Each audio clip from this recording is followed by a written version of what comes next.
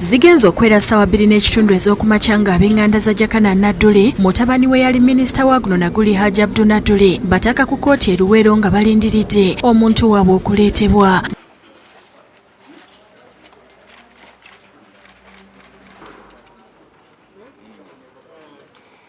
Nga zikunukkiriza okwera ssaawa 3:30 aleeteddwa n'asimbibwa amaaso g'Omulamuzi John Paul Oboya ng'asookedde ku fayiri ya Jakana era n'amukkiriza okweyimirira ku bukadde 5 obwobuliwo n'abamweyimiridde obukadde 10 ezitali za buliwo asobole okugenda okufuna obujjanjabi. Kyokka Omulamuzi amugaanye okuddamu okubaako obubaka bwonna bw'asaasaanya ku mikutu emigatta abantu. Omulamuzi era amulagidde okudda mu kkooti ng'ennaku z'omwezi 16 omwezi ogw'e11 omwaka guno. Ssentebe w'abavandimwe mu Uganda nga be bawaaba omusango guno Frank Gashumba abaddewo era oluvannyuma lwa kkooti ategeeza nga bwe babadde wano ebbanga lyonna naye Jakana kye yakola kya busosoze era nti kye kigenda okubawaliriza okugoberera omusango guno. Tubadde wano emyaka n'ebisiibo montegeera tuli bannayuganda ng'Abaganda ng'Abasoga ng'Abalugwala ng'Abalango. Nze Aidah gy'ataddemu gye njagadde amulistraininze obutaddamu kwogera ku social media oba ku TV ku nsonga ezikunga obulabe ku bantu baffe.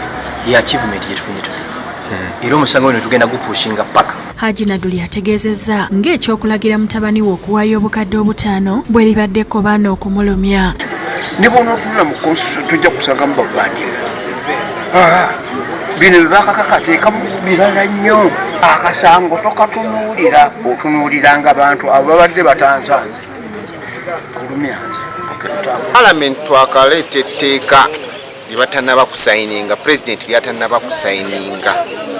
Etteeka eryo ligenda kubeera nga linyigiriza abantu abakozesa social media mu ngeri emu oba endala. Jakana yakwatibwa ennaku z'omwezi 5 omwezi ogw'omwenda mu bitundu by'e Makindye. Masitula Navuga yakusakidde ekkulire lino.